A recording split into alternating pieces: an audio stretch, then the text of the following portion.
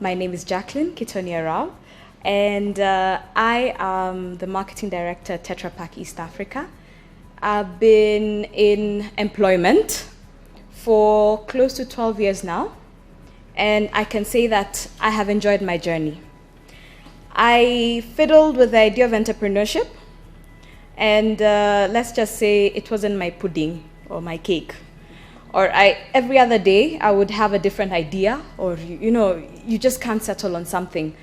And I talked to a friend of mine, and one day she told me, you know what? Not everyone is meant to be an entrepreneur.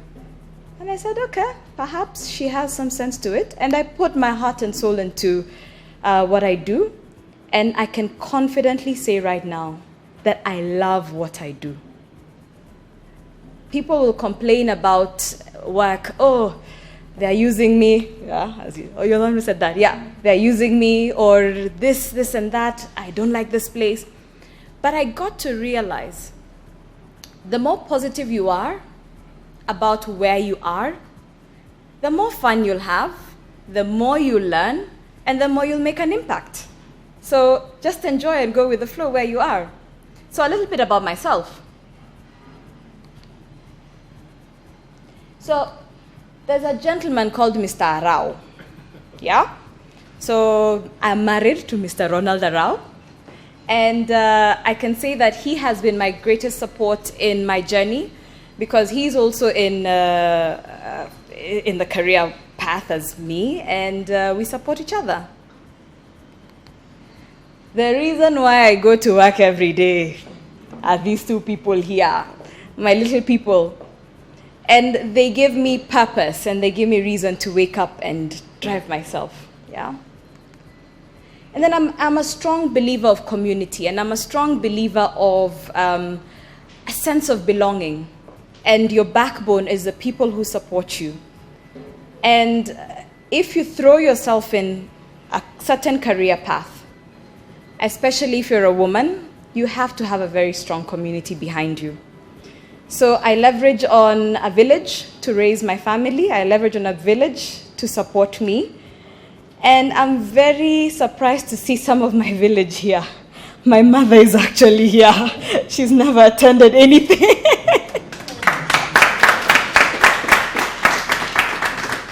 And my sister, Auntie Annie, as my kids say. So that's my sister.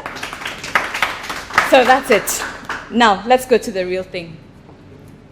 Part of my history is I've always been in marketing. Yeah? And I started off as an intern. You know, the one who does anything and everything. That was me. And when Nessie was talking about a young lady who, after 3 months, she got promoted, after da-da-da, I actually thought you were speaking about me. Because things happen. Things like that do happen. And you don't have to actually have pointless AOBs, but you just have to be noticed, and you have to make an impact. And you pick on a specific topic and stick to it, and try and understand it. And you can even ask a question. Maybe you just say, I don't understand. Please explain it to me. And someone will understand, will notice you. And in terms of growing your career, it's not about your work, because all of us are hard workers. I tend to believe that. It's not about our skill set, because we all graduated, or we all have masters, or we all have X amount of experience. But what is that extra edge that you add to your organization? What is that, that special thing that someone will enter a room and say, yeah, actually, there was Jackie. She didn't say much, but she asked something. So that means she's honest, that she doesn't understand. Because true to it, how many times are we asked, do you understand? Are we all on the same page? Yes. Yes. And then we all say, yes. Yeah. Why? We're afraid. Yes. Because they'll think, wait, if they know I don't know, what will they think? Or how can I be the only one who doesn't know? But actually, 70% of the room doesn't know also. Yeah? Anyway, so my journey has been like that. I've been in brand management all my career life, and I have grown in my path, which I'm very grateful to God, very grateful to certain mentors that I have, and they're the ones who have led me or groomed me to who I am right now. And I'm here to say that it is something that can happen to anyone. It's just passion, commitment, and learning. Oh, and last year, I always tend to forget this. I was nominated as one of Kenya's top 40 under 40. This is the second time I'm saying it out loud. The first time I said it was in the first Career Hub talk that I gave. That was the first time I said it out loud. And this is the second time I'm saying it out loud. I'm also a very private person, so I don't like talking about myself, so I'm working on it also. Yeah? So is there wealth in employment? That's the question right there. Is there wealth in employment? It's all about learning. Whichever industry we're in, it's all about learning, because with learning comes more knowledge. And even in the Bible, it says, my people perish for lack of what? Knowledge. So what do we do in this quest of trying to search for wealth and trying to understand what it is? We end up buying a ton of books, you know? How to grow, how to invest, self-help books, yeah? We set up for these talks, you know, how do I generate, you know? Well, when I was looking, the number of talks or the number of conferences about wealth creation are huge. I think it should be one of the most sought after thing, because everyone wants to be wealthy in life, yeah? And then also there are those we know here, there, everywhere in this country, perhaps. Some do it, some don't. The underhand deals, you can see things passing behind each other. Even in the office, you may see procurement doing something and you don't know, or you don't want to know because you just don't want to know, you know? But there are ways that we can be able to generate wealth. And it doesn't necessarily have to be in weird ways. There are legitimate ways of us going through it. And it starts with understanding who you are, so that you can understand the value you give, and with value that you give, you're able to get reward. And with that reward, then now you look for ways, or you research and find ways to invest and grow the base that you have into a wealth that is comfortable for you. Yeah? So we start with value. Manesi talked about value.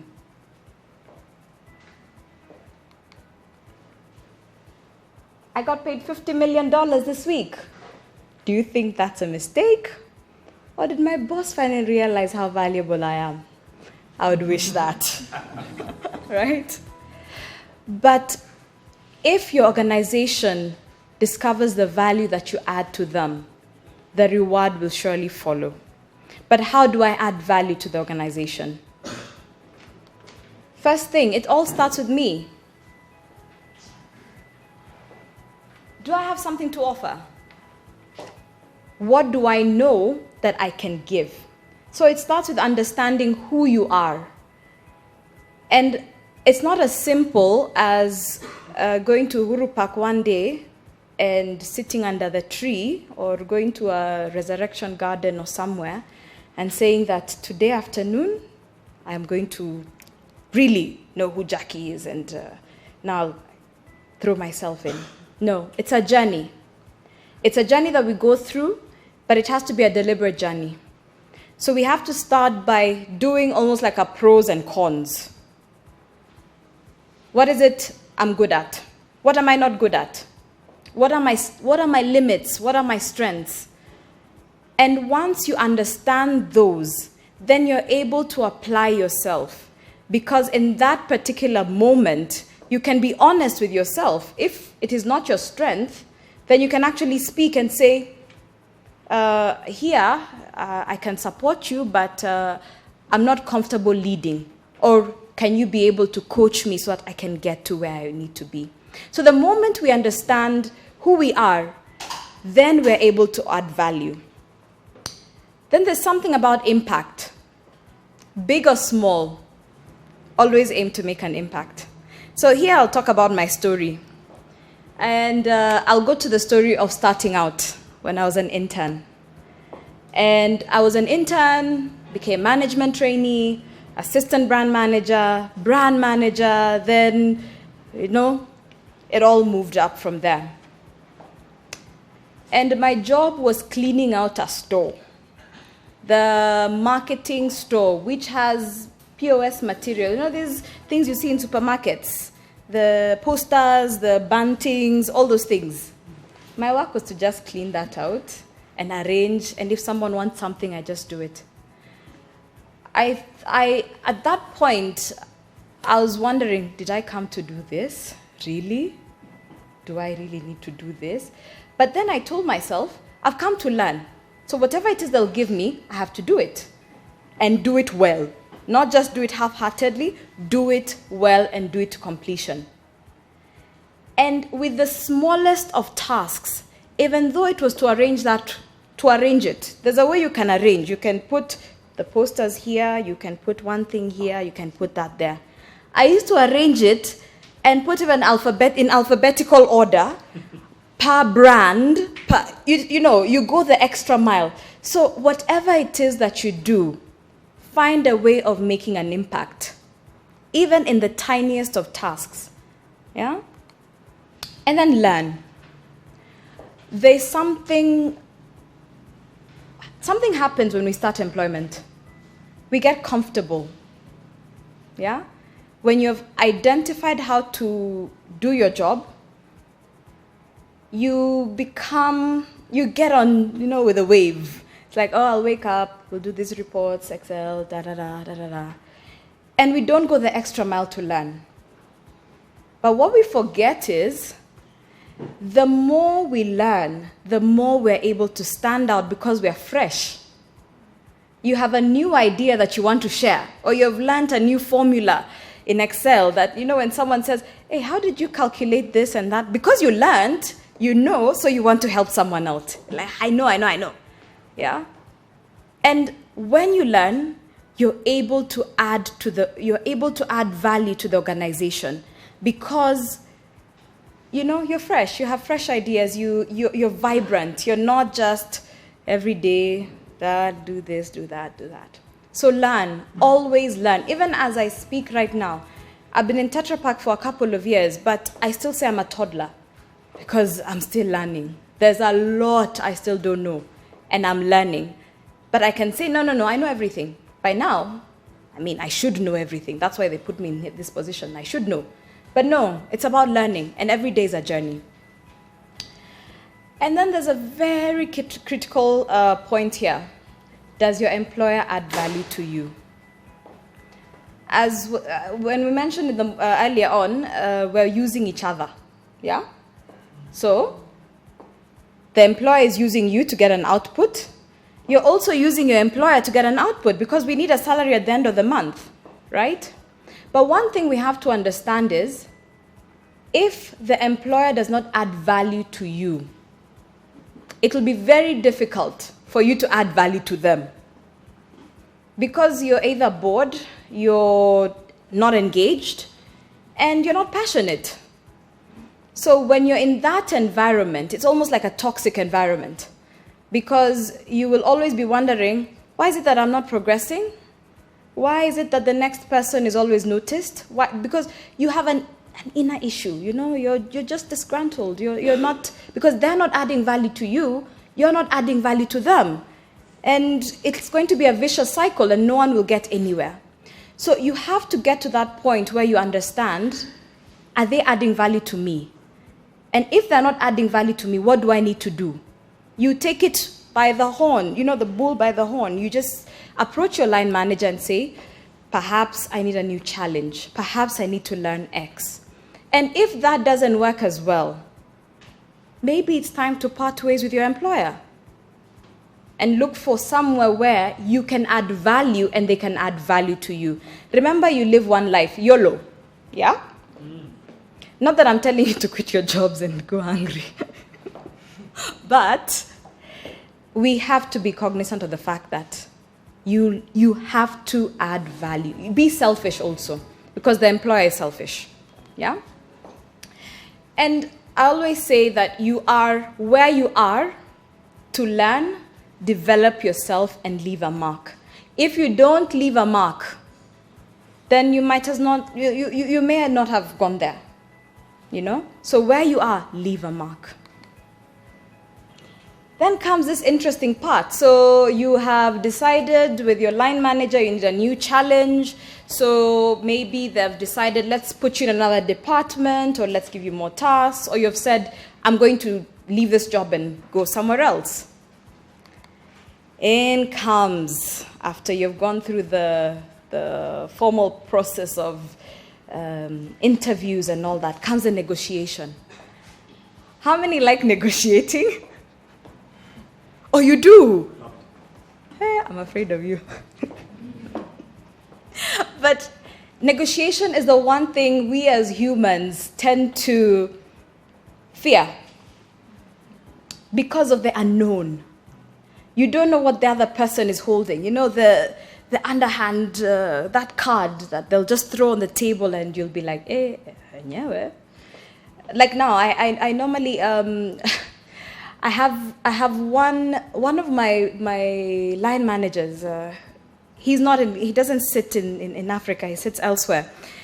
And whenever I'm just negotiating my budget for the year, how to spend, what I'll spend, he's one of these guys who negotiating with him is a challenge, because he seems to have all his facts. He's very confident. And you know that he'll not give you. Yeah, he has that reputation of this guy just won't give you. So what do I have to do? When I deal with him, I have to always be very prepared. And I have to go the extra mile of understanding what is it that I need this money for, how long will I spend it, you know, the works. But this guy, every time I go on a call with him, I'm just thinking, But over the years, I've come to learn the game, you know, and it doesn't seem so scary anymore. But when it comes now to interviewing and negotiating for your deal, yeah, you have to understand your worth. Many of us don't know our worth because we either move for wrong reasons, or we have not done soul searching to know what is it that I'm capable of offering. And if I was offering that service to someone else, what would they pay for it? And knowing your value also means that you stand by it. Remember he said owning your own madness. Yeah? You own your own madness because you understand yourself. And when it comes to negotiating, this is one of the most powerful tools. Because as you go on the table, you say, but I am capable of, I will be able to, I can make a change in. And you confidently say it because you know that you can do it. One thing with Kenyan businesses is, you know, when you say, I need this. Then the guy will say, yeah, I can do it. I can do it. Time the guy has no clue. In fact, as he walks out, he calls his friend, hey, you guy, someone said they need this. Do you know how to do it? Or you know someone? You know, it's a Kenyan thing, huh? But you have to know what you're offering, right? And then be prepared. Have your facts in place. So when you're going for that negotiation, because you need that money to grow your wealth, right? You need that money to go into the money market, to go and bonds and all these other things. So you be prepared, know your facts. Say, this is what I was getting at this point. This is what I aim to get. Yeah? And based on market calculations, this is what I need. And try and have your facts, not someone asks, so what is your current net? Like it's about, you know, most people don't really understand numbers to the T. Include your bonuses in that whole calculation. People tend to forget that. Include any allowance that you had. In fact, lump it as one big lump sum. Don't put it as There was this allowance, there was that. No, lump it into one. Then ask for more. But have a target. Have a target. But also, as much as you go ready for war, be prepared to compromise. Because they also have a stand, and you have a stand. They will come down, you will come down. So you have to compromise somewhere.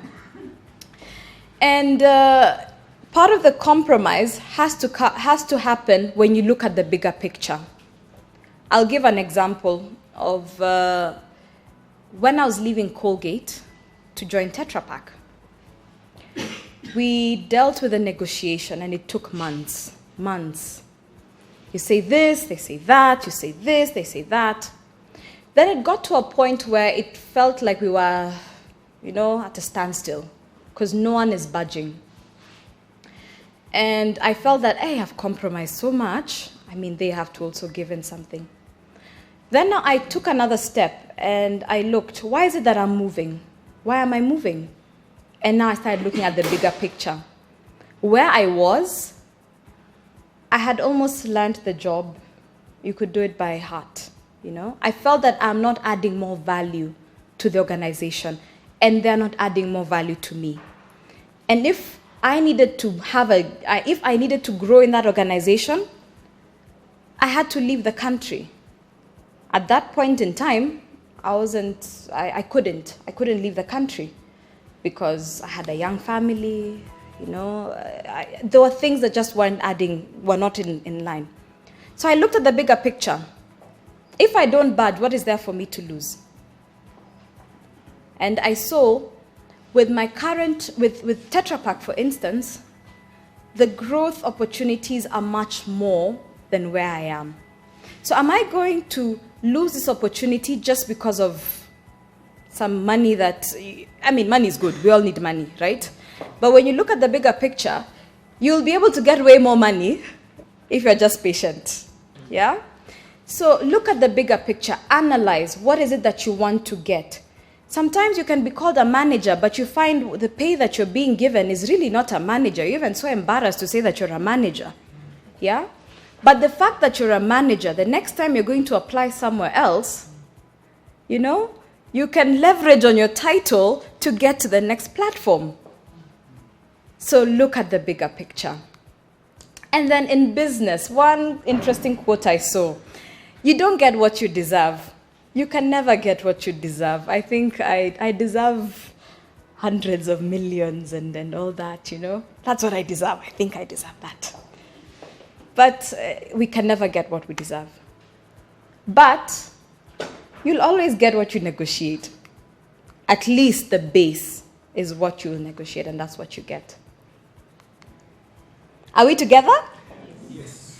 Are people lying, or are they saying the truth? Anyway, any questions still there?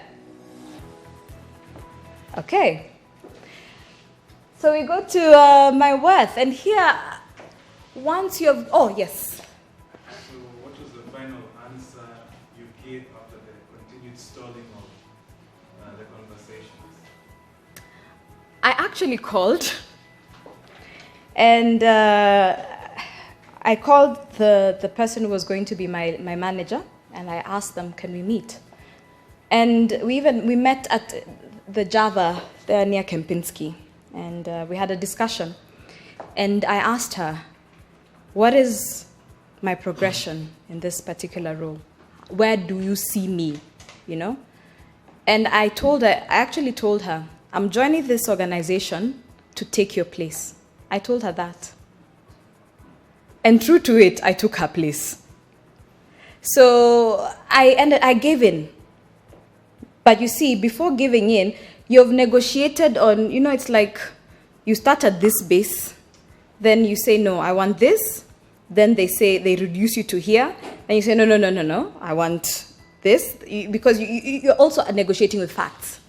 And then you get to a place where at least you're here. You're not where you started. Yeah? So you just look at the bigger picture. Is this worth losing? Is this where I want to go? Is this what I'd like to do? And you be ready to compromise, but compromise after you have at least moved somewhere. Yeah? And what was the response when you told her, I'm gunning for a position? She was actually very happy. And true to it, 2 years after I joined the organization, I took her position. Because I started as marketing manager, then got promoted to marketing director. And she was marketing director, so she got promoted. So it's that saying, pray for your boss to get a promotion also, eh? Don't pray for them to be fired. Eh? Get a promotion so that you also move up the ladder. You have to keep it cool. By the way, it's like, I don't know, when we were younger and you would date a guy or a girl and then they don't call you, then you want to check, you're checking your phone every other minute, are they going to call you or not? And then you say, no, my pride, I'll not call. Huh? You just have to play it cool because you also don't want to look too desperate. So it's something, an inner discipline. You have to just tell yourself, no, let's not. I'll call them after a certain period of time. There's no defined timeline. It's based on the whole process and your gut feel also. Go with your gut feel. Same thing, even with a raise, it's again about negotiating because there's always a war in organizations. HR and finance. HR and finance are always at war. Finance's role is to make sure that they manage the spend of that organization. True? True. HR's role is to make sure they get the best talent, right? But at an affordable price. Because they have been given KPIs by the finance to make sure that they don't give you. So you want 10,000. HR knows, they know that they can give you that 10,000. But if they make a saving, it adds on to their KPI. So what happens? They'll tell you, no, we only have 5. Then now the negotiation starts. So what happens? You land at maybe 7, maybe 8. Or if you're really, really good and they feel that you are the right person, they will also compromise and give you that 10. So it depends on how you bring yourself out there. Yeah? So coming back to my worth, my brand, for me, I consider myself a brand. I have built myself to where I am in terms of who I am, and I would not want to be viewed in a different way. First impression matters. First impression always matters. You can be able to change it, but it'll take longer, right? So when you look at yourself, always ask, who am I? What can I offer others? How do people perceive me? Once you understand those things, then you will understand how to build your brand because you'll have identified the gaps that you have. But gaps are the most painful things to discover about yourself because we're always in denial. Or we don't want to think we're like that. Yeah.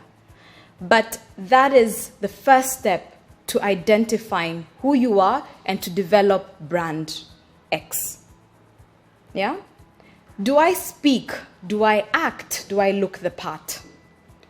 When I go somewhere, when I'm in the office, you may not have a dress code in your organization. That's fine. Or you may have a dress code in your organization that you need to wear a suit every day. But whatever it is that you know, how do you present yourself? Have you ever gone to a place and then you look at someone and you're like, whoa, you actually thought about leaving your house like that, huh?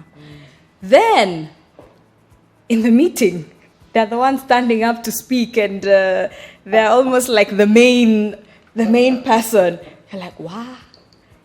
If they were,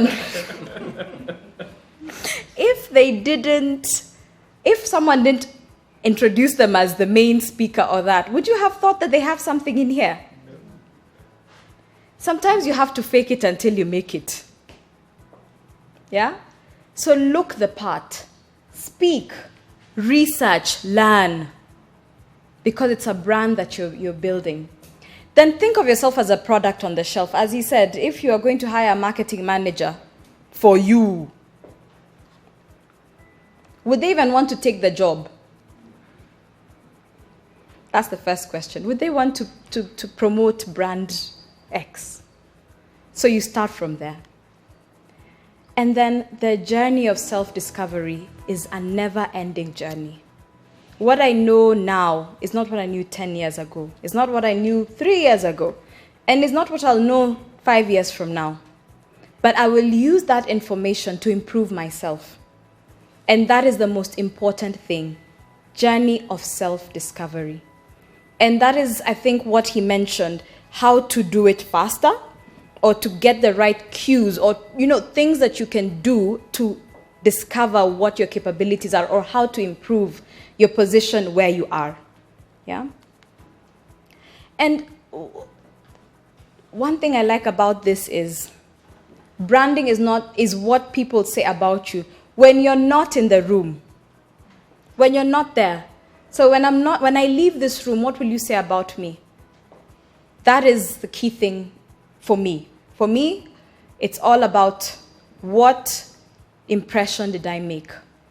And when I leave, did I make an impact? If I didn't, then I would have just spent time at home today and watched Netflix. But I'm happy to be here, so I hope I'm making an impact. Yeah. And then when it comes to wealth, because once we have added value in our organization, we have been able to negotiate and we've gotten a good package, and we're able to stand firm or stand somewhere and be considered as a voice of reason, or a voice of authority. Then now, how do we start building that money we have generated from all that, right? And the first thing, and which is the mistake that we all tend to do, is at some point in our lives, is not living within our means. Yeah? Because it's cool to have phone X, I want to have it. Yeah? And don't be cheated. Marketers are very crafty people. Huh? They're very crafty people. They want your money. Everyone wants your money, by the way. Everyone wants your money. You're looking at me, yes. I'm giving you trade secrets. Everyone wants your money. So how will you protect that money that you have? Yeah? You have to build a savings culture. And how do you start building that savings culture? How many guys budget? So how many go by what they budget? A savings culture is so important, and a savings culture can only be realized if you budget your money. And once you budget your money, then you know your allocations, Like, okay, I've done my budget, so allocation X, da-da-da-da-da-da-da. And once you are able to save, then you're able to have extra to invest in whatever you need to do. And that's where Centonomy really comes in. Because Centonomy comes in and they tell you, even though you have 10,000, that 10,000 can take you far. That 10,000 can grow into something else. So when you're talking about wealth management or wealth creation does not start with you having $1 million bob. It starts with the little that you have, or the much that you have. But it just goes back to how do you invest it and where do you go for the right advice, right? And then the right advice and where you invest comes with interest and research. We all have an interest in eating, so we'll all look for good food. We all have an interest in, nice things, and we'll go and research on those. But it's so unfortunate that when it comes to money, very few actually deeply research on money. We'll go with fads. We'll say, there's a plot. So everyone runs to buy plots. Quail, remember the quail story? Yes. How many people did that? Now it's about betting. But people are not researching and putting their money where it's worth. They're not. So let's always go back to research and interest. And then surround yourselves with like-minded individuals. So you will save all your money, but if you're in the wrong crowd or if you're in the wrong group, you will lose it. Research is going down to the finer details. If I go into quails, what is the market size? How many people actually consume quail eggs, right? What is the future? Fine, you're targeting then the older generation because of health, blah, blah, blah, yeah? What population of those people can be able to afford those quail eggs, right? Research is going to the finer details. What we rely on is speculation. Because I have said it, I seem sensible, then we all go into it, yeah? So surround yourself with like-minded people and research, not speculation, research, yeah? And for me, I stand by few guiding principles, and I think I mentioned this the last time when I presented. My guiding principles, and this is what I live by, is delivering value, keeping it simple, learning from my mistakes. If I make a mistake, I will accept and I will learn from it, and teamwork. You can never succeed without teamwork, yeah? So in summary, value equals reward. Yeah, and reward doesn't necessarily have to be in terms of money. Reward can be in terms of ideas, in terms of favors. And what you get with that reward is now what will help you build your wealth. Personal branding will help you stand out. And you have to stand out. You can't be average. Average is out. Average is not cool anymore. Yeah? The way of being quiet, it's no longer cool, but you have to say something sensible. Then strategize on the best options that will give you maximum return for your salary. So in terms of what you want to invest, strategize and research. In fact, one thing we tend not to do as people, as human beings, is have our own strategy meeting, as myself. Your organization will have a strategy. You know, where will you be in 5 years in the organization? The organization does it. Every formal place does it, but we as ourselves don't do it.